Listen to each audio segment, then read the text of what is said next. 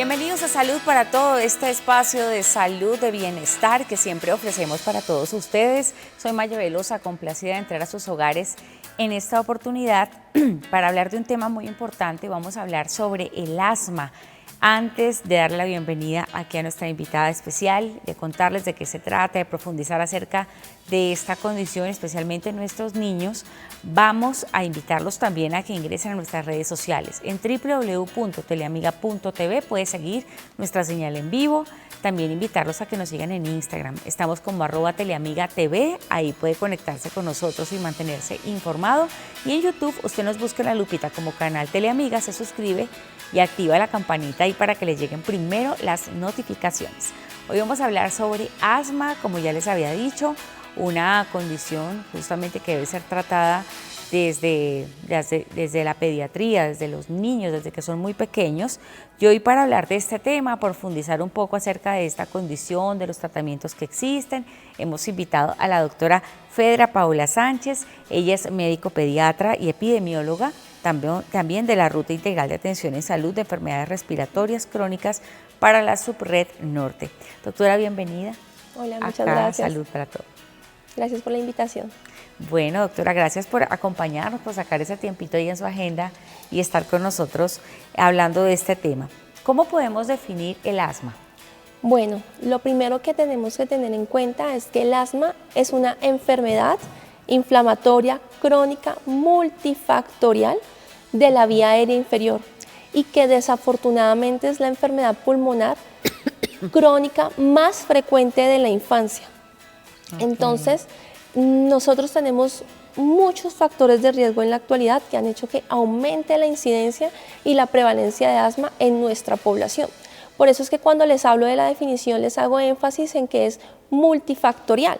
Existe el mito para muchas personas de que el asma es netamente genético, pero resulta que no, depende de muchos factores adicional al genético, como por ejemplo los factores ambientales, como la contaminación, el smog, el cigarrillo, la marihuana, los vapers, porque todas estas condiciones van a hacer que nuestro pulmón se inflame. Y recuerden que el asma es una enfermedad inflamatoria. Okay. Entonces, si yo estoy expuesta crónicamente a factores ambientales que me van a inflamar el pulmón, pues voy a terminar en un asma. También depende de factores personales. ¿Qué quiere decir? Factores personales, factores como por ejemplo la prematurez. A nosotros se nos ha olvidado que ser prematuro no es lo normal, que lo normal es nacer después de las 37, 38 semanas. Para no la antes. Formación de todos sus órganos, claro, correctamente. Como cada día tenemos más niños prematuros, pues gracias a la tecnología y gracias a que Dios iluminó a todos los científicos y se inventó el surfactante pulmonar, ya se ha vuelto como normal la prematurez, pero a veces se nos olvida todas las consecuencias que esto trae en la salud de nuestros niños. No solamente cerebrales, sino también pulmonares. También existen otros factores como por ejemplo las neumonías a repetición. Muchas mamitas piensan que mi hijo tuvo una neumonía en enero, otra en junio, otra en diciembre y que ya, eso quedó así, no pasa nada. Y eso no va a tener consecuencias al futuro pulmonar, en la salud pulmonar de este paciente, y resulta que sí. O, por ejemplo, si yo he tenido algún niño que haya requerido oxígeno al nacer o oxígeno domiciliario, ya con eso yo tengo un factor de riesgo para ser asmático. Okay. Entonces es importante que a veces abramos la mente y dejemos de pensar que solamente es genético, y que veamos que hay muchos factores que actualmente están haciendo que tengamos más niños con asma. Correcto. Doctora, ahorita mencionó usted el componente genético. Me parece importante pues recalcar si mamá, papá o algún familiar es asmático, posiblemente eso va a repercutir en un bebé. Digamos, ¿es posible que en qué porcentaje puede pasar? ¿Es muy probable? Se dice que en más el tema menos, genético. Sí, se dice que más o menos si yo soy hijo de una persona asmática, tengo el 50% de probabilidades de ser asmático. O sea, es una alta probabilidad. Pero resulta que no solamente existe el riesgo si soy hijo de paciente asmático. Resulta que existe un abanico de enfermedades atópicas, donde la más, digamos, común es el asma, la más conocida, pero resulta que también está la rinitis. Y acá en Bogotá existe mucho paciente con rinitis. Es súper común. La dermatitis, las alergias a los alimentos, las alergias a los medicamentos. ¿Eso también influirá el clima? Digamos que el clima respecto a la contaminación ambiental. Ok. ¿Sí? No cuanto al frío, la humedad. Respecto a los cambios de temperatura. O sea, digamos, no es que todo el tiempo esté haciendo frío y ya por eso mi paciente va a ser asmático, no. Claro. Lo que lo va a predisponer es que si, por ejemplo, yo tengo la casa súper calientica y yo lo saco sin abrigarlo nada al frío, ese cambio de temperatura me va a predisponer que mi paciente, si tiene un componente asmático, haga una crisis asmática. O sea, ese cambio de temperatura no es sano para nuestros niños. No es tanto vivir en Bogotá, sino vivir cerca de la contaminación o exponerlo mucho a esos cambios de temperatura y no protegerlo. Porque a veces vemos muchos niños en la calle, en esqueleto, pantaloneta, aquí en Bogotá, con este Claro. frío, ¿sí? Al lado, no sé, de una cancha que queda justo, no sé, al lado de la Caracas, que hay mucha contaminación. Eso va a hacer que si mi paciente tiene un componente ya asmático, se me aumente el riesgo de tener una crisis asmática. Y estar todo el tiempo cerca de la contaminación va a hacer que el pulmón se me inflame. Entonces son muchas cosas y por eso cada día tenemos más pacientes asmáticos. Pero de acuerdo que el cambio de temperatura también influye. Por ejemplo, si un niño no está bien cubierto, bien abrigado, de pronto en temperaturas tan bajas, 8 grados o menos, pues obviamente eso va a afectar sus pulmones, ¿cierto? Si tiene la predisposición, ese cambio lo que va a hacer es que le aumente la sintomatología. No que le produzca el asma, sino que si yo ya tengo algo de base, eso del chiflón y el sereno que llaman las mamás. Exacto. Si yo ya tengo de base ese componente donde yo tengo predisposición hacia el asma, y a veces uno o los papás ven que su niño tiene la piel seca, vive con dermatitis, vive con rinitis, no es muy atento a los síntomas respiratorios. ¿Por qué? Porque el asma se caracteriza por tos, ¿cierto? Sí. Tos con la risa, tos con el ejercicio, tos con los cambios de temperatura, tos con los cambios de ánimo, con la ansiedad, con la depresión, tos en la noche. Se caracteriza también por sensación de opresión torácica o dificultad para respirar más rápida versus niños de su propia edad. Es como si yo pongo al primo A y al primo B a subir las escaleras y resulta que el primo A sube, pero sube con mucha dificultad respiratoria a un segundo piso. Y yo veo que el primo B sube bien. Entonces, a veces nosotros, hasta uno con sus hijos, ve que el de uno se asfixia más y le parece normal. O que termina una carcajada y termina tosiendo. Eso que además dicen, ay, qué flojo. Sí. Qué flojo porque el primo sube bien y él no. Entonces, la solución, metámoslo a algo deportivo. Exacto. Y ahí yo creo que hay un problema.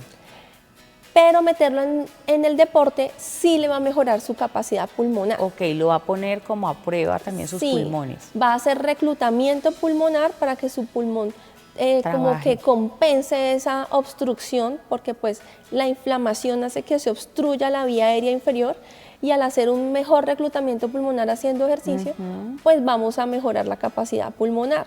Pero lo primero es identificar el síntoma. Claro, porque un deporte sin identificar una condición como el asma es contraproducente. Entonces hay que saber que el niño tiene asma para saber exactamente qué deporte le conviene más para ayudarle. Exacto. Y muchas veces, la mayoría de los diagnósticos lo hacemos es por las crisis asmáticas. Entonces el niño muchas veces aguanta 3, 4, 5 años con esos síntomas y solo hasta que hace una crisis asmática severa que lo hace consultar por urgencias, le hacen el diagnóstico.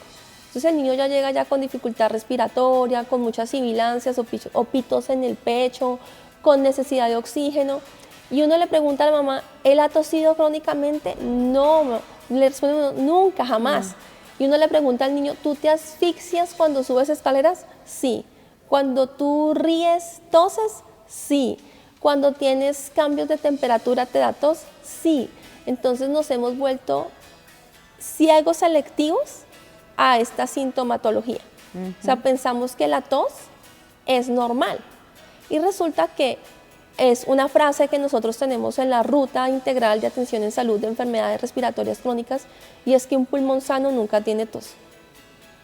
Y desafortunadamente, post pandemia, en especial, hemos normalizado la tos. Y nosotros no tenemos que normalizarla, y mucho menos en nuestros niños que están en desarrollo. Yo le iba a preguntar justamente el tema pandemia. ¿Qué pasó con los niños que son asmáticos y tuvieron COVID-19? Que también sabemos que hay una afectación importante al pulmón cuando una persona ha adquirido el virus. Incluso hay muchas personas que, bueno, niños, adultos, que manifiestan que después que les dio COVID sienten que como que la respiración les falta, como que se ahogan más, y antes eso no sucedía. ¿Eso logró exacerbar quizás condiciones como el asma? Lo que pasa es que para el COVID encontrar un paciente asmático es una sensación loca para él, por decirlo así. ¿Por qué? Porque el paciente asmático es mucho más sensible a esa infección. ¿Por qué? Porque él ya tiene una inflamación crónica en su vía aérea inferior y el COVID produce mucha inflamación pulmonar. Entonces se encuentra el COVID con un paciente que tiene todo para él reproducirse. Entonces por eso a nuestros pacientes asmáticos les dio más duro el COVID. Claro, pues, lógicamente. Un paciente asmático tiene como una condición de base que debe ser atendida como de manera particular, o sea, no a la ligera, o de pronto no en casa, sino ir al médico, hacer como un manejo más especializado, ¿no? Sí, no, y lo más triste de esto es que nuestros pacientes asmáticos uno va a ver y no están vacunados contra COVID-19, claro, porque hay muchos mitos, pues con las vacunas, en especial con esta, que uno dice, pero por Dios, ¿qué es lo que pasa? Porque las personas creen esos falsos mitos que lo único que están haciendo es que tengamos cada día más niños hospitalizados por COVID-19. Claro. Pero sí, al COVID-19 lo hace feliz encontrarse un paciente asmático, porque a ese lo va, digamos, tumbar más fácil, lo va a enfermar, lo va a deteriorar más fácilmente que a un paciente que no tenga una condición crónica de base. Perfecto, estamos acompañados hoy de la doctora Fedra Paola Sánchez. Ella es pediatra y por supuesto está con nosotros hablando de este importante tema como es el asma. Vamos a hacer nuestra primera pausa, pero ya regresamos con más.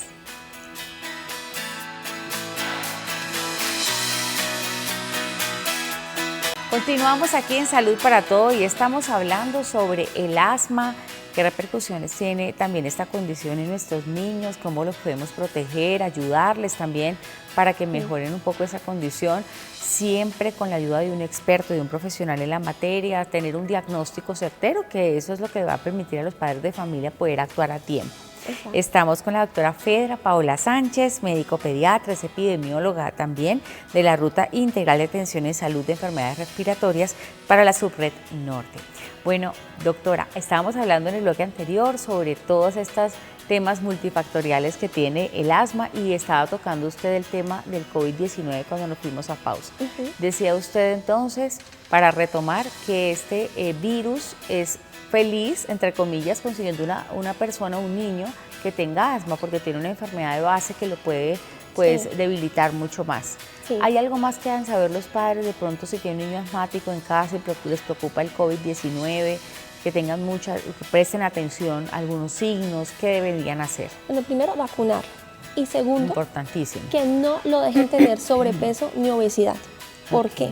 Porque cuando se une el asma, que es una enfermedad inflamatoria, con la obesidad y el sobrepeso, que es otra enfermedad proinflamatoria, es una catástrofe para nuestros niños. Claro. Y desafortunadamente, cuando se encuentra paciente asmático y paciente con sobrepeso y obesidad, me lo vuelven sedentario. Y resulta que ese paciente no debe ser sedentario, porque algo clave para el paciente asmático y para todos los pacientes, por ejemplo, post-COVID, es la rehabilitación física y pulmonar. Claro. Los niños adquieren sus hábitos durante sus primeros 7, o sea, de 0 a 7, 8 años. Tú no le puedes enseñar a un adolescente a que haga ejercicio. Tú enseñarle a un adolescente que tenga hábitos de vida saludables es muy difícil. Claro. En cambio, en sus primeros 8 años de vida, si tú se lo arraigas, ese niño va a tener buenos hábitos de vida. Entonces, mi paciente asmático tiene que tener hábitos de vida saludable. porque si no, se va a empeorar. Entonces, eso es un círculo vicioso. Empieza con asma, no hace ejercicio, se vuelve obeso, luego le da hipertensión, luego le da diabetes y termina siendo un adulto que no solamente tiene hipertensión, diabetes, sino que con el tiempo, si ha tenido un asma crónica, este es un factor de riesgo para EPOC, que es la famosa enfermedad pulmonar obstructiva crónica. Total. Y por eso es que tenemos que enseñarle a nuestros niños a cuidar su salud desde pequeños, no ya al adulto.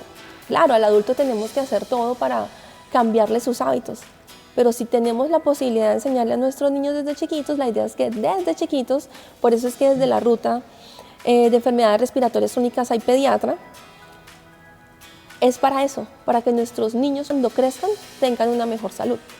Y si vamos a ver, como que las políticas sí han funcionado porque cada día está más de moda el deporte. Sí, de acuerdo. Se me hace muy similar lo que usted nos cuenta con los niños, por ejemplo, que aquí lo hemos hablado, cardiopatías congénitas. Por ejemplo, un niño con un soplo en el corazón, generalmente el deporte lo cansa también, le da sus problemas como de ahogo, porque tengo un familiar que tiene 12 añitos y también tiene tendencia a ser pues obeso y pues todo ese tema. Entonces es un tema que hay que tratar desde muy pequeñitos, como usted lo dice, ir sembrando en ellos ese tema del tema saludable, ¿no? Sí, enseñarles. Porque cuando son adultos es más difícil cambiar el chip.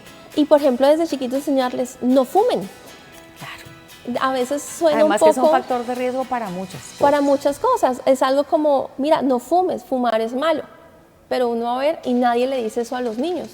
A los niños nadie. Nadie le dice, mira. Hasta que son adolescentes les dicen, pero cuando son niños porque es importante de pronto. Claro, hay que decirle, mira, no fumes, no consumas marihuana, no vapees.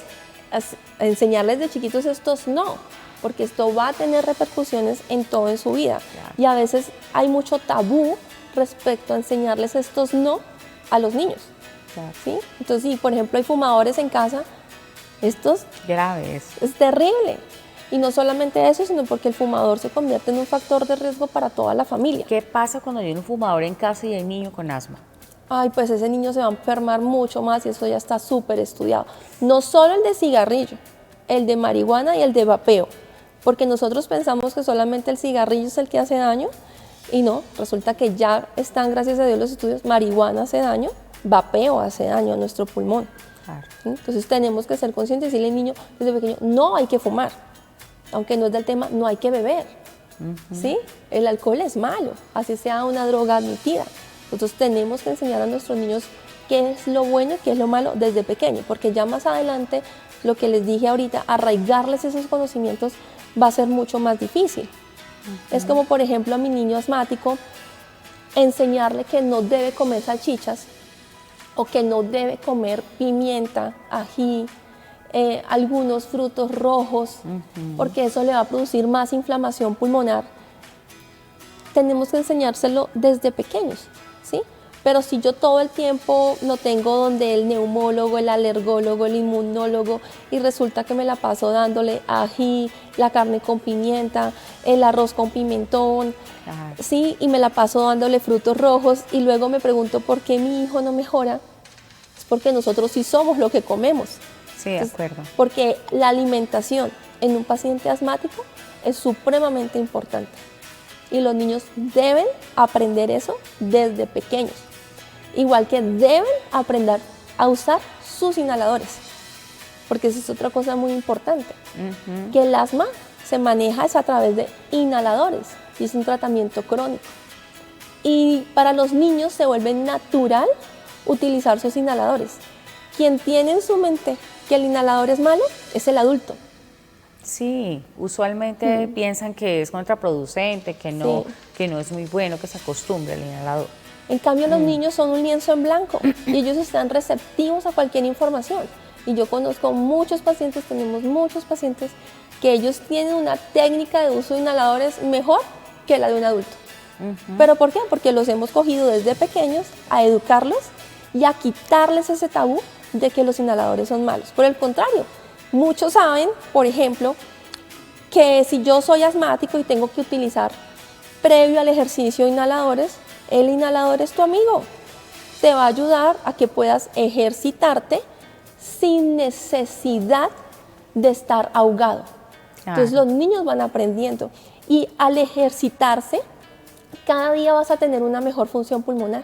¿Cómo es el uso de los inhaladores? ¿Hay diferentes tipos? ¿Cómo funciona este tema de los inhaladores para que los papás en casa tengan como claro y también pues la forma correcta en que se usan? Bueno, en nuestros niños la mayoría de los inhaladores se deben utilizar con la inhalocámara. ¿Sí? Porque no sé si han visto que los adultos pues se conectan el inhalador directo a la boca y tienen que sincronizar el puff con la inspiración. Lo cual es muy difícil. O sea, un adulto entrenado que utilice una técnica adecuada de inhaladores solamente tiene disponibilidad del medicamento en vía aérea inferior del 15 al 20%. Entonces, eso es otro mito que tenemos que dejar de pensar, que todo el puff nos va a llegar a todo el pulmón. No, nos llega solamente el 15 al 20%. Y eso es en un adulto.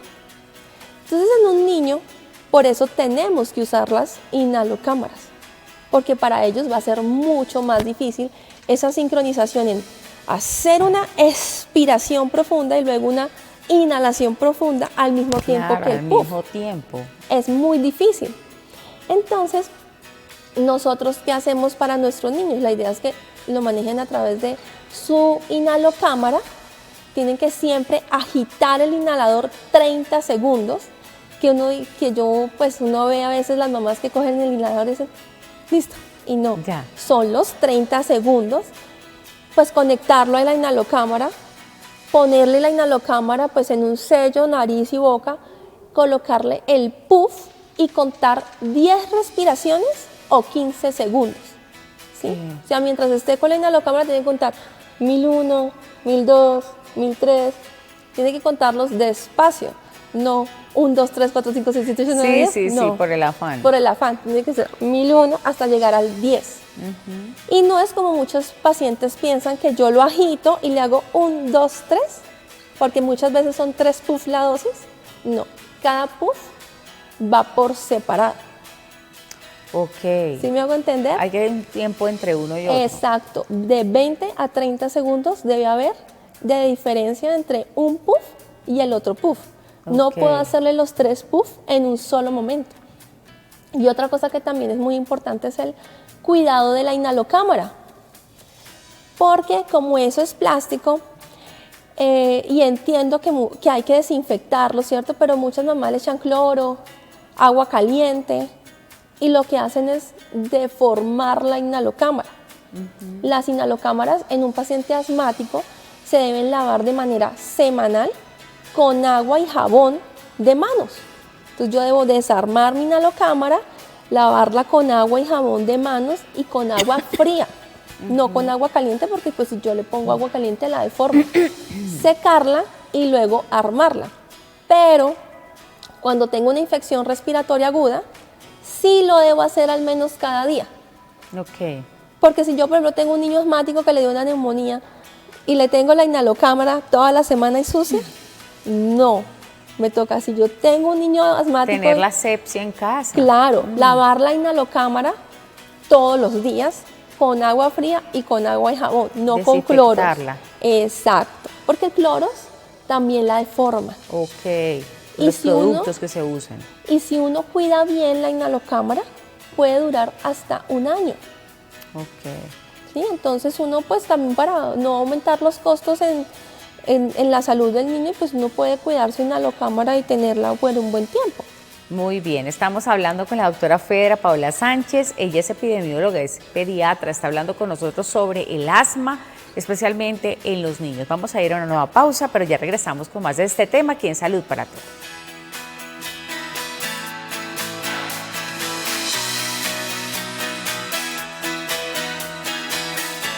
Continuamos aquí en Salud para Todos y estamos hablando sobre el asma. Qué importante que todos los padres de familia en casa tengan en cuenta todas estas recomendaciones que nos está dando la doctora Fedra Paola Sánchez, quien es pediatra, es epidemióloga, está contándonos acerca de todos los factores de riesgo que hay alrededor de esta condición. Hace un momento sobre el cuidado de esos elementos tan esenciales para el tratamiento como son los inhaladores, ¿no? Y todos estos cuidados que debemos tener para no dañarlos, para que la inhalocámara dure todo un año, ¿no? Y ella nos estaba contando justamente eso en el bloque anterior. Doctora, ¿qué otros factores de riesgo hay relacionados con el asma? También, ¿qué otras condiciones también de los niños pueden exacerbar aún más el asma? Bueno, algo que está haciendo que a nuestros pacientes se les exacerbe el asma es que no se traten el asma.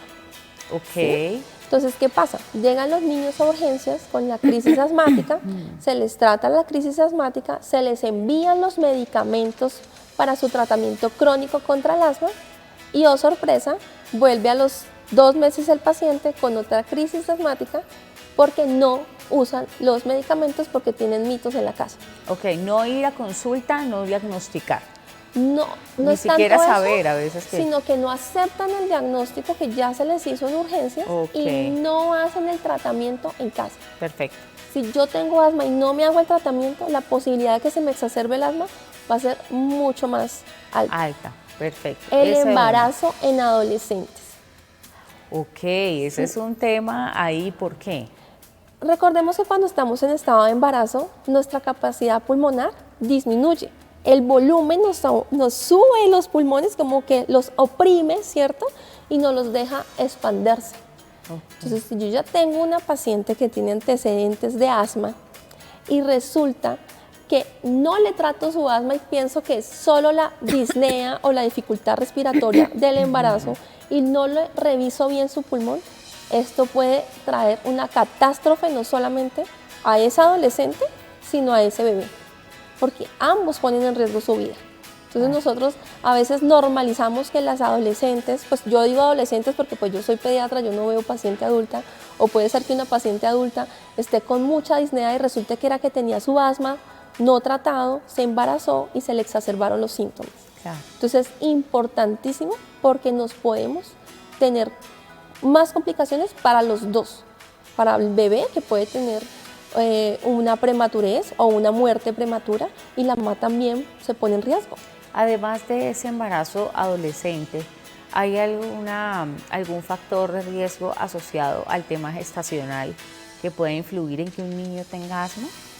¿O se Una madre con... fumadora.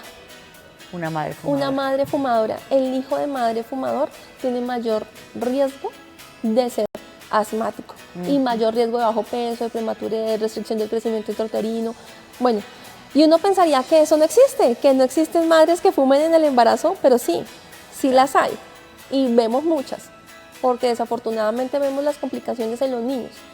Porque no solo es una irresponsabilidad, sino que no estamos pensando en esa vida que se está formando. Es ser negligente, pero sí sucede y sucede bastante desafortunadamente en nuestro país. Uno pensaría que no, pero es una triste realidad. Okay. Pensaría que otra cosa que hace que nuestros niños... ¿Obesidad? Sí, la obesidad es supremamente importante en nuestros niños asmáticos y en todo, porque nosotros a veces pensamos que la obesidad va por allá, en un lado solita. Sí, que no tiene nada que ver con otras patologías. Ajá. Y yo sé que estamos hablando ahorita de asma, pero si yo, por ejemplo, tengo un paciente con obesidad y le da una apendicitis, el paciente con obesidad y apendicitis tiene mayor riesgo de hacer una infección del sitio operatorio que el paciente que tiene una apendicitis sin obesidad. Okay. Se complican para todo. O sea, tener obesidad y sobrepeso no solamente es un factor de riesgo en los adultos, sino también en los niños, y nosotros pensamos que va por allá, por aparte, y resulta que no. Nosotros también nos vemos afectados, nosotros los niños. Para mí, yo soy una niña porque soy pediatra. Sí, vive rodeada de niños todo el tiempo. Sí, entonces, mi grupo son los niños. Es una niña más. Sí, y adicionalmente, recordemos que el 50% de los niños obesos se vuelven adultos obesos. Sí, es una tendencia. Sí, es una cosa y que... Y eso que en nuestros países, digamos en países en desarrollo, pues es común, pero en países como Estados Unidos, por ejemplo, es súper grave. El tema del panorama de obesidad infantil en Estados Unidos es completamente alarmante. Ustedes no se imaginan las comidas ultraprocesadas y absolutamente la alimentación que hay en esta parte del mundo, pero hay que prestarle especial atención. Ojalá, yo creo que creería entonces que no solo niños asmáticos, sino en general todos los niños deberían tener una nutrición de calidad. Nosotros aquí en Salud para Todo incluso hemos tocado el tema de lonchera saludable, porque en el colegio, afuera, donde más se come mal. Entonces, qué importante que los padres presten atención a preparar una lonchera saludable y en ponérsela a sus hijos en su morral. Sí. Y respecto a los niños con asma, no solamente que me le hagan por favor el tratamiento a largo plazo, sino el seguimiento a largo plazo. Okay. Resulta que la espirometría es la prueba de función pulmonar. ¿Cómo funciona? Sí. La espirometría es una prueba en la que se coloca al niño con una máquina, ¿cierto? Que esta tiene un tubito, ¿cierto? Y él a través de ese tubito va a soplar. Entonces él hace una expiración profunda y luego se conecta al tubito y hace una inspiración profunda y luego una expiración profunda. Okay. ¿Para qué? Porque ese aparatico va a marcarte cuánto de volumen pulmonar por minuto tú estás manejando, ¿sí? Y esta es la forma en la que nosotros debemos hacerle seguimiento a nuestros pacientes asmáticos. Pero resulta que si nosotros vemos la estadística, menos del 10% de nuestros niños asmáticos tienen el seguimiento anual de espirometría. Entonces, si yo tengo un paciente asmático que empezó a hacer el diagnóstico a los 7 años, si llegó a los 18 teniendo ese asma, debe tener espirometría de manera anual. ¿Sí? Eso le iba a preguntar la frecuencia. Debe ser de manera anual. Inicialmente, o sea, al momento del diagnóstico o sospecha diagnóstica se debe hacer, luego de 3 a 6 meses luego de haber iniciado el tratamiento, porque otra cosa que tienen que tener los papás de hijos con asma es paciencia, porque el tratamiento con asma, los resultados se empiezan a ver entre 3 a 6 meses luego de haber iniciado. O sea, no es como, por ejemplo, el paciente hipertenso, el adulto. Claro. Que él se toma el losartán y al día siguiente le bajó la tensión. En el paciente asmático estamos hablando de una inflamación. Es como si tú tuvieras, perdón la comparación, un callito en el pie. A ti el callo no se te quita en un día, ni en 2 días. Dura muchas semanas para que esa inflamación se le quite a uno del callito. Eso es lo que pasa también con nuestro paciente asmático. Y así como el callo, ¿cierto? Eso le pasa a nuestro pulmón, se pone duro. Si nosotros no tratamos el asma, esa inflamación se pone más rígida. Es como cuando uno se pega y se pega y se pega y se pega en el mismo lado, ya no te vas a poner hinchado, eso ya empieza a coger callo. Y resulta que el pulmón necesita algo que se llama la compliance, que es la capacidad de estirarse y de volverse a su mismo lugar y su mismo tamaño.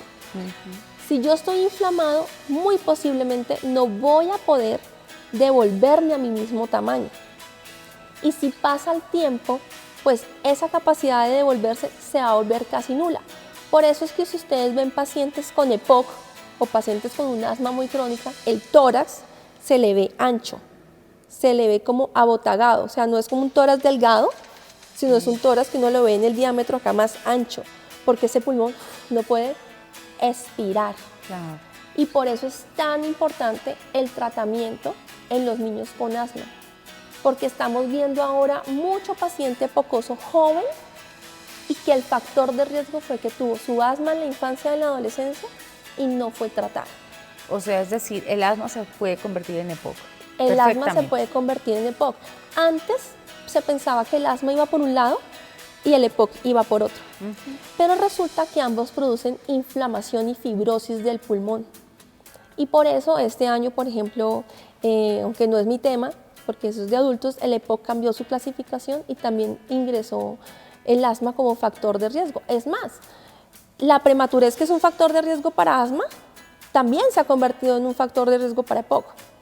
Entonces es importante que nosotros sepamos que nuestra salud pulmonar la debemos cuidar para toda la vida, porque si nosotros no la pasamos neumonías a repetición, asma no controlado, cuando lleguemos a los 20 años, 21 años, que es cuando llega el tope de nuestra función pulmonar, en vez de llegar a 100, vamos a llegar a un 70, a un 65% de nuestra función pulmonar. Y cuando pasa el tiempo hacia los 40, 45, ya no vamos a tener ese 70, vamos a tener mucho menos. Claro. Porque ya nos hemos expuesto a contaminación, cigarrillo, neumonías. Y por eso es que cada día tenemos más paciente focoso. Y esta es uno de los objetivos de la Ruta Integral de Atención en Salud de Enfermedades Respiratorias Crónicas, es que tengamos niños que lleguen a los 18 con pulmones sanos. Ok, ese sería un reto. Eso es importante. un reto, claro. Estamos con la doctora Fedra Paola Sánchez. Ella es pediatra, es epidemióloga, es una experta en los temas de asma. Hoy nos está dando una cátedra completa a todos los padres de familia, a las personas en casa, para tratar esta condición. Vamos a una pausa, ya regresamos.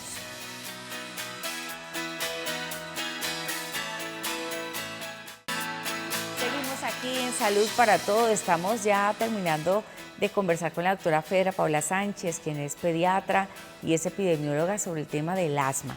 La doctora nos ha explicado todo lo que tiene que ver con los tratamientos, pero la doctora quería preguntarle también algo que seguramente muchos padres en casa tienen niño asmático y les dice, quiero tener una mascota, quiero un perro, quiero un gato, ¿qué hacer ahí? Bueno, pues depende de la mascota. Y depende de cómo le vaya al niño, porque es que en la literatura no hay nada descrito respecto a los animales y el asma. Ok. Sí hay escrito respecto a las infecciones respiratorias agudas. El niño que no es alérgico y tiene mascota tiene menos infecciones respiratorias agudas que el que no tiene mascota si no son alérgicos. Pero en el paciente asmático yo tengo que tener mucho cuidado, porque si es una mascota nueva y yo veo que mi hijo se está deteriorando, muy posiblemente es que esa mascota no le conviene. Pero pues, si, por ejemplo, es la mascota que estaba viva desde antes del nacimiento del bebé, o sea, la mascota que tenía la señora embarazada, En casa, sí. existe una menor probabilidad de que le vaya a hacer la alergia. Sin embargo, puede ser que le dé alergia. Eso depende de cada paciente y de cómo le vaya a cada niño. Cada niño pues es una república independiente, entonces eso es como ensayo y error. Pero si yo tengo un paciente que es muy atópico, es decir, asmático, rinítico, dermatítico, yo no le dejaría mascota. Claro. A ese niño no de entrada. Si yo veo que es una cosa leve, un asma muy leve y solo rinitis, porque si tiene dermatitis, no. Si yo tengo un paciente asmático con dermatitis, a ese no le dejo mascota. Combinación, mala combinación. Porque ahí. tener dermatitis en un paciente asmático es un factor de peor pronóstico. Ok.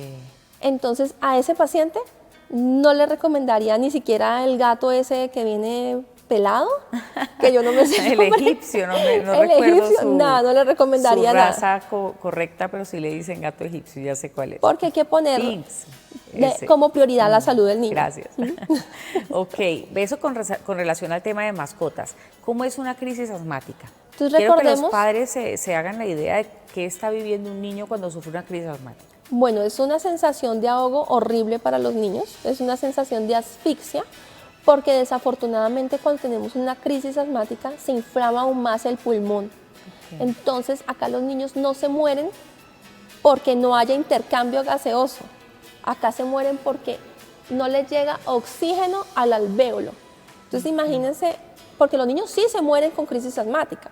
Nosotros tenemos que dejar de pensar que las crisis asmáticas todos los niños se salvan, no. Los niños se mueren en una crisis asmática y esto es una realidad que todos tenemos que afrontar y por eso es tan importante tratar el asma crónica.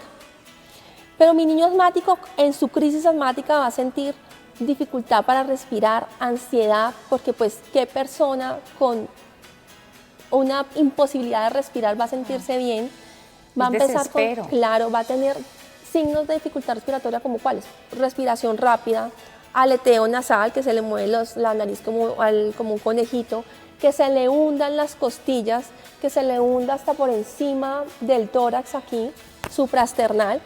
Y en varias ocasiones muchos pacientes no sibilan, o sea que les pita el pecho. Muchos pacientes en crisis asmática, las sibilancias o los pitos se le escuchan de lejos, pero puede ser que yo tenga a mi paciente asmático y no se le escuche la sibilancia porque de lo mismo tapado que está el pulmón obstruido, que no le pasa ni el aire, no se puede ni simular.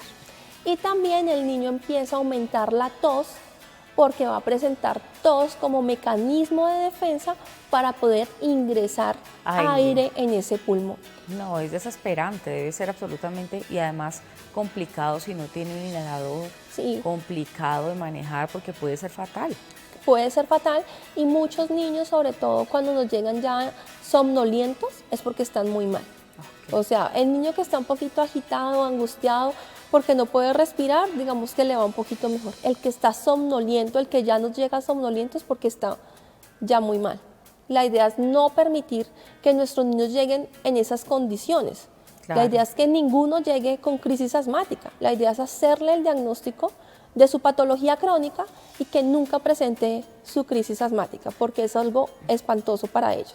Doctora, una recomendación final a todas las personas que nos estén viendo, padres de familia, y también dónde la podemos encontrar en redes sociales, porque sabemos que ahí tiene pues usted también en Instagram información que pueden, digamos, comunicarse con usted. Alguna persona que nos esté viendo y diga, quiero hacerle una pregunta a la doctora, quiero que ella me atienda, tengo un caso puntual con mi niño o mi niña y quiero que ella lo vea.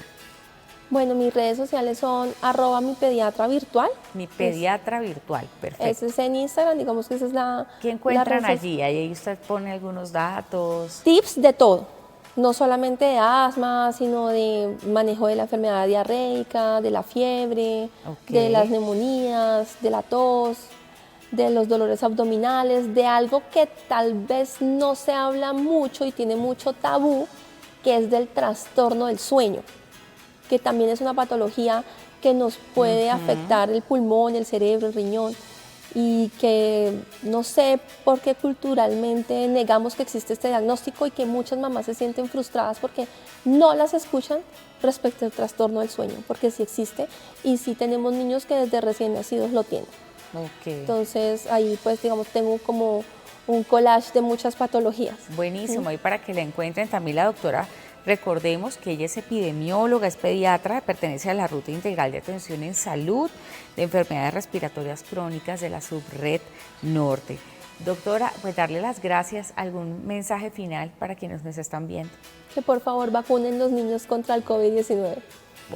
Porque con las demás vacunas siento que no hay tanto inconveniente y dirán, la doctora todo el tiempo dice lo mismo, pero es porque cuando miramos las coberturas, tenemos muy baja cobertura con nuestros niños. Y más si es asmático. Sí, y con cualquier cosa, sea asmático, no sea asmático, sobre todo si es asmático, pero vacúnenlos contra COVID-19. Ya la vacuna está para niños mayores de 6 meses y es increíble que todavía existan mitos respecto a esta vacuna cuando es tan necesaria. Y cuando tenemos más o menos el 17% de nuestros niños COVID positivo cuando están hospitalizados. Muy importante, además que por favor, si usted siente o ve que su niño se ahoga con mucha facilidad subiendo un escalón, haciendo algo muy normal, muy pequeño, tiene que acudir al médico a hacer un diagnóstico certero. Si en algún momento algún médico primario dio un diagnóstico que quizás a usted no le convence, llévelo a otro médico. Es importantísimo que los padres de familia estén alerta a cualquiera de estos síntomas y más si hay una crisis asmática que puede ser un primer indicio para ver aquí está pasando algo. Y ojalá no lleguemos a eso, sino que los niños tengan un diagnóstico oportuno, medicamentos en casa, su tratamiento y que lleguen a los 18 años, como decimos, con ese reto importante, sin asma. Gracias a la doctora Fedra por haber estado con nosotros. Gracias a ti por haberme invitado. Y lo último, no se les olvide que un pulmón sano nunca tiene tos. Esa frase se les tiene que quedar aquí. Por favor, padres de familia, si ven que su niño tose sin ninguna razón, no tiene ni siquiera síntomas de gripe importante, vaya a un médico, porque eso no es normal. La tos no es normal cuando se vuelve constante. Ya saben, entonces nos pueden encontrar también en redes sociales, en Instagram, estamos como @teleamigatv, también en www.teleamiga.tv puede seguir nuestra señal en vivo las 24 horas. Gracias por habernos acompañado, esto es Salud para Todos. Hasta la próxima.